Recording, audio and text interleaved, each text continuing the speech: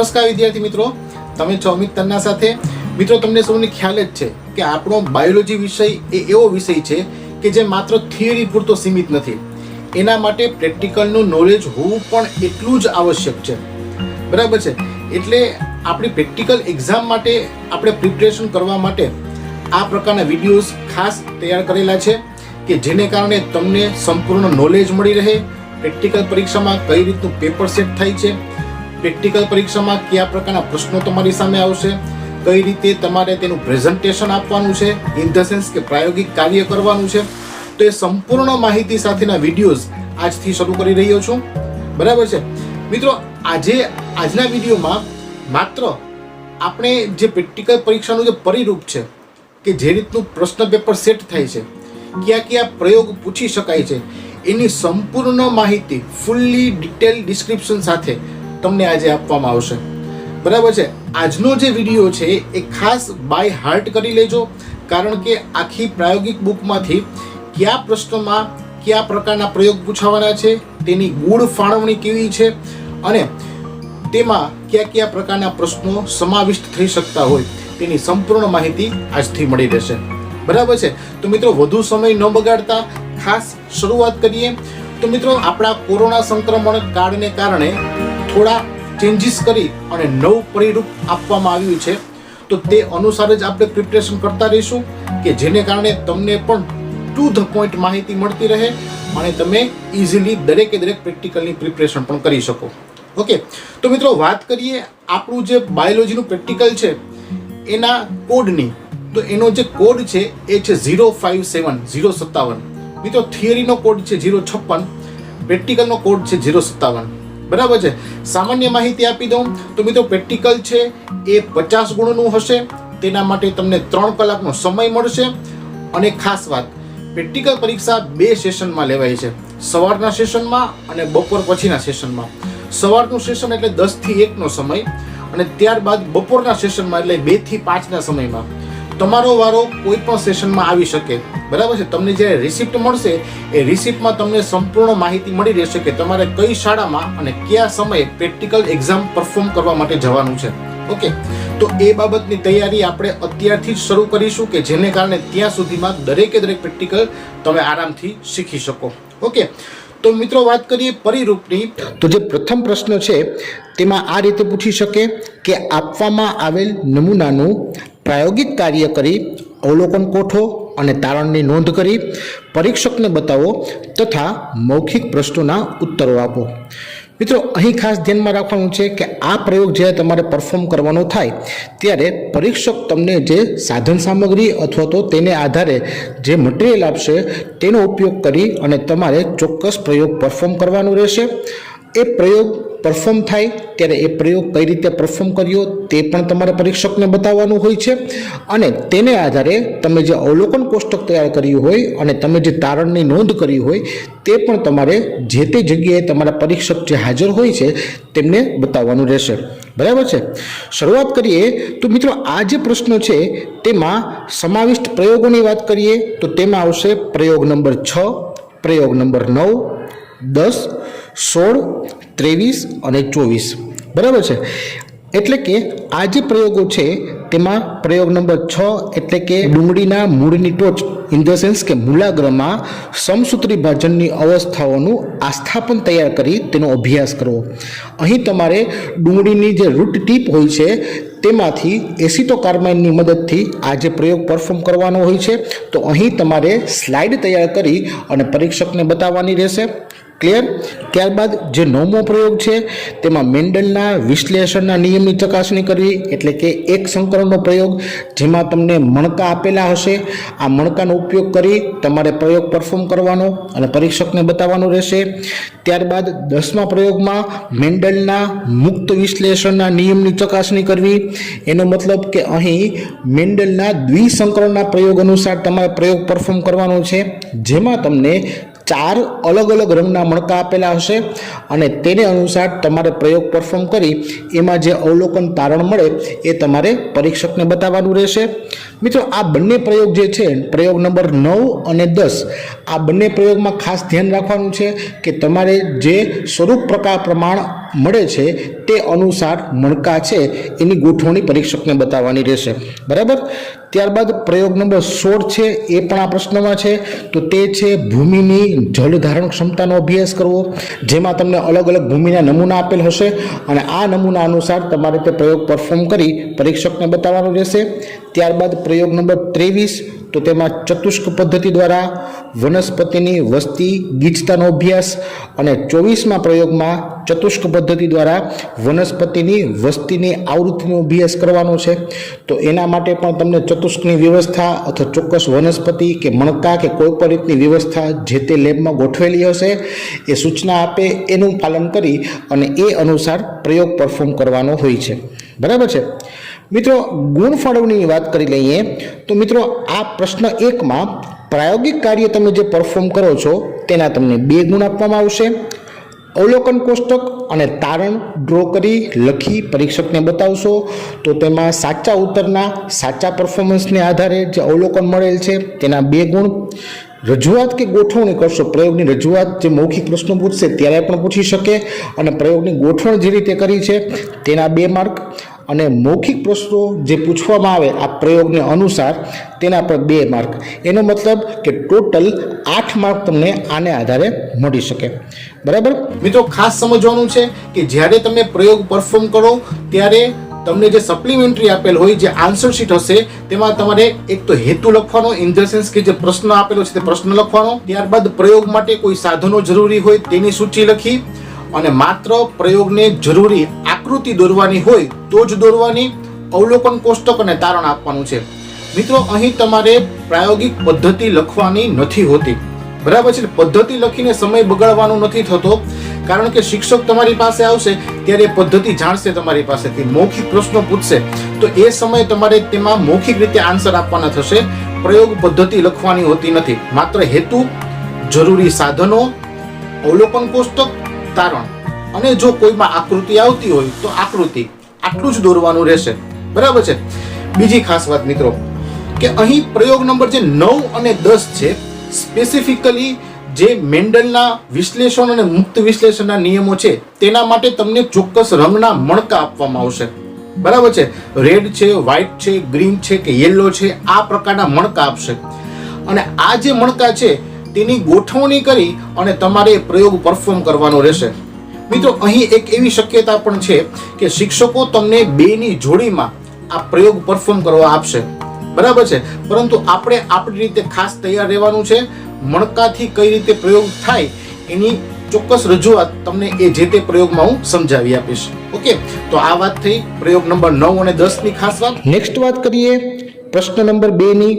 તો આપવામાં આવેલ નમૂનાનું પ્રાયોગિક કાર્ય કરી અવલોકન કોઠો અને તારણની નોંધ કરી પરીક્ષકને બતાવો તથા મૌખિક પ્રશ્નોના ઉત્તરો આપો.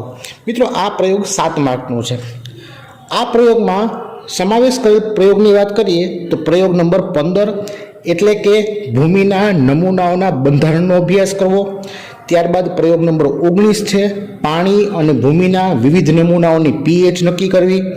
પ્રયોગ નંબર 20ની વાત કરીએ તો પાણીના નમૂનામાં રહેલ ડહોળાશ કે ધૂંધળાપણાનો અભ્યાસ કરવો. અને પ્રયોગ નંબર 22 એટલે કે શહેરમાં વિવિધ જગ્યાઓની હવામાં જે નિલંબિત રજકણીય દ્રવ્યો હોય તેનો અભ્યાસ કરવો. તો મિત્રો, આ 4 પ્રયોગ છે તે તમારે પ્રશ્ન નંબર 2માં પૂછી શકાય એમ છે. તેની ગુણ ફાળવણીની વાત કરીએ તો માત્ર અવલોકન કોષ્ટક અને તારણના 4 માર્ક તમને મળે છે. એટલે પ્રોપર રીડિંગ લઈ તમે જે અવલોકન કોષ્ટક ડ્રો કરશો તેના તમને 4 ગુણ મળશે અને તેને અનુસાર પરીક્ષક છે એ તમને મૌખિક પ્રશ્નો પૂછશે. બરાબર છે. તો જે પ્રયોગ તમને ફાળવવામાં આવેલો છે તેને અનુસાર જે મૌખિક પ્રશ્નના ઉત્તરો તમે આપશો તો તેના તમને અલગથી 3 ગુણ મળશે. તો આ રીતે ટોટલ 7 માર્કમાં આ પ્રશ્નો પૂછાય છે. ત્યારબાદ વાત કરીએ પ્રશ્ન નંબર 3ની. તો આપવામાં આવેલ પ્રાયોગિક કાર્ય કરી પરીક્ષકની સૂચના મુજબ તેની નોંધ કરી મૌખિક પ્રશ્નોના જવાબ આપો. મિત્રો અહીં ખાસ ધ્યાનમાં રાખવાનું છે કે આ પ્રશ્નમાં પ્રયોગ નંબર 1, 2, 3, 11, 12, 13 અને 21 આપેલા છે. વાત કરીએ તો પ્રયોગ નંબર 1 છે તેમાં જે પુષ્પો આપવામાં આવેલ હોય તે પુષ્પના પ્રાજનનિક ઘટકોનો અભ્યાસ કરવાનો હોય છે, એટલે સંપૂર્ણ માહિતી તમારે આકૃતિ સહ દર્શાવવી પડે. ત્યારબાદ જે બીજો પ્રયોગ છે એ બીજા પ્રયોગમાં અંકુરિત પરાગરજની ટકાવારીની ગણતરી કરવાની હોય, એટલે કે તમને જે પુષ્પ આપેલું હોય છે તે પુષ્પના પુંકેસરમાંથી પરાગરજને અલગ તારવી તેના અંકુરણનો પ્રયોગ પરફોર્મ કરવાનો હોય. ત્યારબાદ જે ત્રીજો પ્રશ્ન છે તેમાં પરાગાસન પર પરાગનલિકાના વિકાસનો અભ્યાસ કરવો, આ પ્રયોગ પણ સમાવિષ્ટ છે. ધેન આફ્ટર 11મો પ્રયોગ વંશાવળી નકશાઓ તૈયાર કરી પૃથ્થકરણ કરવું, કે જેમાં તમને ચોક્કસ માહિતી આપેલી હોય દૈહિક પ્રભાવી દૈહિક પ્રચ્છન્ન કે લિંગી પ્રભાવી લિંગી પ્રચ્છન્ન, એને અનુસાર તમારે વંશાવળી નકશાઓ તૈયાર કરવાના હોય છે. તો એ પણ સ્પેસિફિક માહિતીવાળો પ્રશ્ન થયો. ત્યારબાદ જે 12મો પ્રયોગ છે કે જેમાં નિયંત્રિત પરાગનયન માટે પુંકેસરો દૂર કરવા, કોથળી ચડાવી, કાપલી બાંધવી, એટલે કે ઇમેસ્ક્યુલેશન ને બેગિંગની પદ્ધતિ જે અભ્યાસ કરેલ છે તે અનુસાર પ્રયોગ કરવાનો હોય છે. ત્યારબાદ 13મો પ્રયોગ એસિટોકાર્બાઇન વડે ન્યુક્લિક એસિડને અભિરંજિત કરવું, કે જેમાં ડુંગળીના પર્ણના અધિસ્તર પરથી તમારે આ પ્રયોગ પરફોર્મ કરવાનો હોય છે. અને છેલ્લે 21મો પ્રયોગ કે જેમાં પાણીના નમૂનામાં રહેલ સજીવોનું પૃથ્થકરણ કરવું. તો આ રીતે આ જે પ્રયોગો છે તે પ્રયોગો તમારે આ પ્રશ્નમાં તૈયાર કરવાના રહેશે. વાત કરીએ ગુણ ફાળવણીની, તો મિત્રો પ્રયોગ નંબર 1 માટે કોઈ પણ એક પુષ્પ આપી શકે. હવે એ પુષ્પમાં ધતુરાનું પણ હોય, જાસૂદનું હોય, અથવા તેને અનુસાર કોઈ પણ જે તે પ્રિમાઇસીસમાં અવેલેબલ પુષ્પ છે એ આપી શકે. હવે મિત્રો એમાં પુંકેસર અને સ્ત્રીકેસર બંનેમાંથી જ્યારે એક એક મુદ્દો તમે લખીને આપશો તો દરેકના અડધા ગુણ લેખે ટોટલ 1 ગુણ પ્રાપ્ત થશે. જે મુદ્દો તમે દર્શાવેલ છે પુંકેસરનો હોય કે સ્ત્રીકેસરનો હોય, અથવા તો જે પૂછેલ છે પ્રશ્ન પેપરમાં તે અનુસાર 2 આકૃતિ દોરો તો એના પણ તમને અડધા ગુણ લેખે 1 ગુણ પ્રાપ્ત થશે. પ્રાયોગિક કાર્ય તમે જે પરફોર્મ કરશો એના તમને 3 ગુણ પ્રાપ્ત થશે. અને તેને અનુસાર જે મૌખિક પ્રશ્નો પૂછવામાં આવે તેના ઉત્તરો આપશો તો તેના 2 ગુણ પ્રાપ્ત થશે. એ ટોટલ આ રીતે 7 ગુણનો પ્રયોગ છે તે તમને પૂછાય છે. એ ઉપરાંત અહીં ખાસ યાદ રાખવું કે જે પ્રયોગ નંબર 2, 3, 11, 12, 13 અને 21 છે એના માટે ગુણ ફાળવણી થોડીક જુદી પ્રકારની છે, કે જેમાં અવલોકન કોષ્ટક, તારણ અથવા પ્રાયોગિક કાર્ય કરેલું હોય, અથવા જો વંશાવળી નકશો હોય તો ચાર્ટ દોરેલ હોય, અને પાણીની તુલનાના જે ચોક્કસ મુદ્દાઓ લખેલા હોય તો મિનિમમ 4 મુદ્દા લખેલા હોવા જોઈએ. તો આમાંથી કોઈ પણ માહિતી જે તે પ્રયોગની જરૂરી હોય તે આપશો તો તેના 4 ગુણ પ્રાપ્ત થશે, અને મૌખિક પ્રશ્નો માટેના 3 ગુણ પ્રાપ્ત થશે. તો આ જે પ્રયોગો છે તેના માટે 7 ગુણની ફાળવણી આ રીતે થશે, એ ખાસ યાદ રાખવું. અને અંતે ચોથો પ્રયોગ કે જેમાં મૂકેલ પ્રયોગ, ફોટોગ્રાફ, સ્લાઇડ અથવા ચાર્ટને ઓળખી તેનું નામ નિર્દેશન કરો, જરૂરી આકૃતિ દોરી વર્ણન કરો, તો તેના તમને 24 ગુણ પ્રાપ્ત થશે. તો મિત્રો 24 ગુણ માટેનો પ્રયોગ બહુ અગત્યનો છે, કે જેમાં તમને 8 નમૂના આપેલા હશે અને દરેક નમૂનાના 3 ગુણ પ્રાપ્ત થશે. અને દરેક નમૂનાના લખાણ માટે તમને 4-4 મિનિટનો સમય આપવામાં આવશે. આ પ્રશ્નમાં જે પ્રયોગો સમાવિષ્ટ છે તેની વાત કરીએ તો પ્રયોગ નંબર 4, 5, 7, 8, 14, 17, 18 અને 25. જોતા જઈએ ફટાફટ. તો ચોથા પ્રયોગમાં સસ્તનના શુક્રપિંડ અને અનપિંડમાં થતી જન્યુજનનની અવસ્થાનો અભ્યાસ કરવાનો હોય છે. 5મા પ્રયોગમાં પુષ્પના બીજાશયમાં જે માદા જન્યુજનકના વિકાસની અવસ્થાઓ છે તેનો અભ્યાસ આવશે. 7મા અને 8મા પ્રયોગમાં કાયમી આસ્થાપનો આપેલા હશે અથવા કોઈ ચિત્ર રાખેલા હોય. 7મા પ્રયોગમાં અર્ધીકરણની અવસ્થાઓ બાબતનો પ્રયોગ, અને 8મા પ્રયોગમાં સસ્તનની ગર્ભકોષ્ઠી અવસ્થાનો પ્રયોગ છે એ પૂછી શકાય. 14મો પ્રયોગ છે તેમાં સામાન્ય રોગકારક સજીવ અને રોગના લક્ષણો દર્શાવતી માહિતી છે તેનો પોઈન્ટ હોઈ શકે. ત્યારબાદ 17મા પ્રયોગમાં શુષ્ક અને જલીય પરિસ્થિતિમાં વસવાટ કરતી વનસ્પતિ વિશે માહિતી પૂછી શકે. 18મા પ્રયોગમાં શુષ્ક અને જલીય વસવાટમાં વસતા પ્રાણીઓ વિશેની માહિતી પૂછી શકે.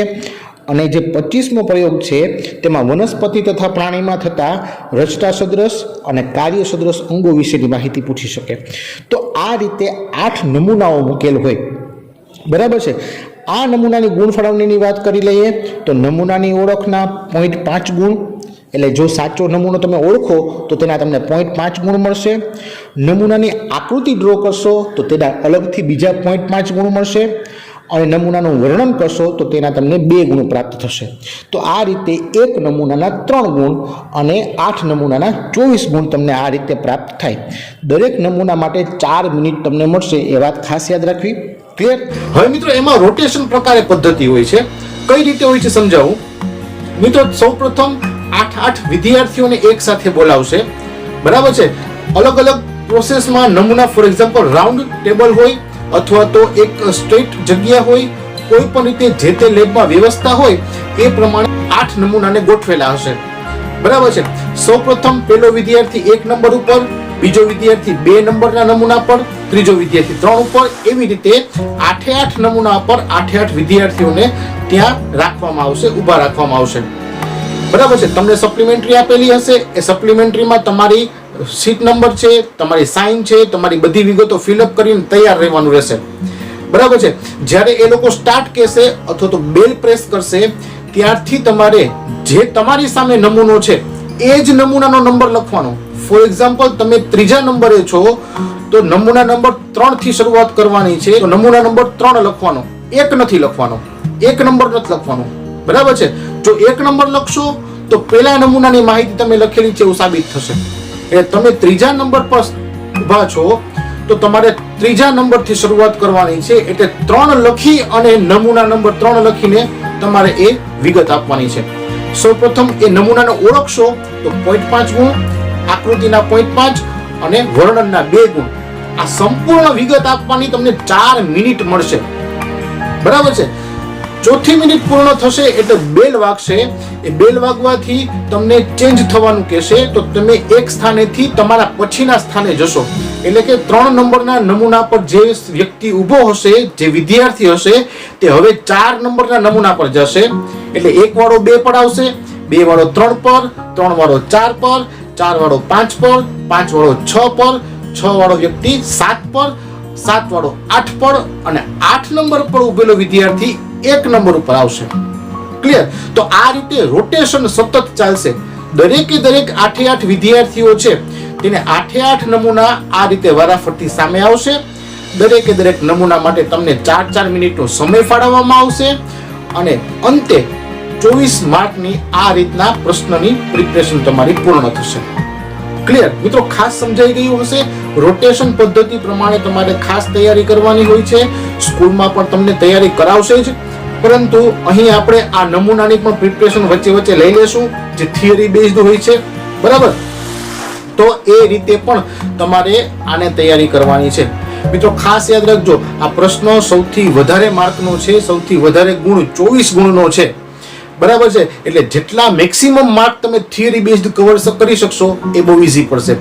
બાકી તમે પ્રેક્ટિકલ પણ પરફોર્મ કરશો. પ્રેક્ટિકલ બહુ ઈઝી હોય છે, આપણે પણ તમને સરળતાથી સમજાવવાના છીએ. તો દરેકે દરેક પ્રેક્ટિકલના પરફોર્મન્સના પણ ગુણ છે. મૌખિક પ્રશ્નો આપશો, અવલોકન કોષ્ટક અને તારણની રજૂઆત કરશો તો દરેકના સ્પેસિફિક ગુણ છે. કદાચ કોઈ ભૂલ હશે તો માત્ર એ વિભાગના ગુણમાં તમને કદાચ ઓછા ગુણ મળી શકે, પરંતુ એવું શક્ય નથી કે તમારા સંપૂર્ણ માર્ક જાય. બરાબર છે? તો મિત્રો ખાસ આ રીતની પ્રિપરેશન આપણે કરશું. અને સૌથી છેલ્લો પ્રશ્ન જે છે તમારી પ્રાયોગિક જર્નલ અથવા તો તમારી પ્રયોગ પોથી, જેના તમને 4 ગુણ પ્રોવાઈડ કરવામાં આવશે. એટલે પ્રયોગ પોથી તમે આખી લખેલી હશે. તમને સ્કૂલમાં જે પ્રયોગ કરાવે છે એ પ્રયોગ લખેલા હોય. એ પ્રયોગના અંતે તમારા જે તે બાયોલોજીના શિક્ષકની સાઇન કરેલી હોય. એ ઉપરાંત આગળ અનુક્રમણિકામાં તારીખ પ્રમાણે એ પ્રયોગ પરફોર્મ કરી એની તારીખ લખી અને તમારા વર્ગ શિક્ષકની અથવા તો તમારા બાયોલોજીના ટીચરની સાઇન કરેલી હશે. અને તેને આધારે આગળ એક પ્રમાણપત્ર હશે તમારી જર્નલમાં. એ પ્રમાણપત્રમાં તમારા વર્ગ શિક્ષકની સાઇન અથવા તો તમારા બાયોલોજી શિક્ષકની સાઇન અને તમારી શાળાનો સિક્કો અને તમારા પ્રિન્સિપાલની સાઇનથી જર્નલ સર્ટિફાઈડ થયેલી હોય તો એવી જ જર્નલ માન્ય ગણાશે અને એ જનરલ ત્યાં તમારે સાથે લઈ જવાની હશે, પ્રાયોગિક બુક તમારે સાથે લઈ જવાની હશે. એ પ્રાયોગિક બુક તમને પરીક્ષા સ્થળ પર તમારે ત્યાં જમા કરાવવાની રહેશે. તમારે બાજુમાં રાખીને તેમાંથી લખવા નહીં મળે, બરાબર છે. તમારે ત્યાં જમા કરાવવાની છે અને ત્યારબાદ એ સર્ટિફાઈડ જર્નલના તમને 4 ગુણ મળશે, બરાબર છે. તો મિત્રો આ રીતે 8, 7, 7, 24 અને 4, તો આ રીતે તમારા 50 ગુણના પ્રેક્ટિકલની આખી પરીક્ષા પૂર્ણ થશે, બરાબર છે. મિત્રો આજે સંપૂર્ણ ડિસ્ક્રિપ્શન સાથે બધી જ માહિતી તમને આપી દીધી છે. મિત્રો અહીં ખાસ વાત યાદ રાખજો કે તમારા માટે આ જે પ્રાયોગિક પરીક્ષા છે તે બહુ અગત્યની હોય છે. પ્રાયોગિક પરીક્ષામાં તમે સારામાં સારું પરફોર્મ કરી શકો, દરેક મુદ્દાને વ્યવસ્થિત સમજી શકો, દરેક પ્રયોગમાં પરફોર્મન્સમાં કઈ રીત સહેલી પડે છે એ બાબતના બધા જ પ્રયોગોના વિડીયોઝ છે મેં બનાવેલા છે, જેની લિંક્સ તમને આના ડિસ્ક્રિપ્શનમાં પણ મળી રહેશે. અને દરેક પ્રયોગના વિડીયોને પ્રોપરલી સમજી સાંભળી અને જે રીતે પરફોર્મન્સ સમજાવેલ છે એ કરશો તો તમને તેના પૂરા ગુણ મળશે, બરાબર છે. તો મિત્રો આ બાબતે ચોક્કસ વિડીયો દ્વારા તમને સંપૂર્ણ માહિતી આપી દીધેલ છે. આશા રાખું છું કે સૌ વ્યવસ્થિત અભ્યાસ કરજો અને તમારી પ્રાયોગિક પરીક્ષા સારામાં સારી રીતે પસાર થાય એવી હૃદયપૂર્વકની શુભેચ્છાઓ સાથે જય હિન્દ.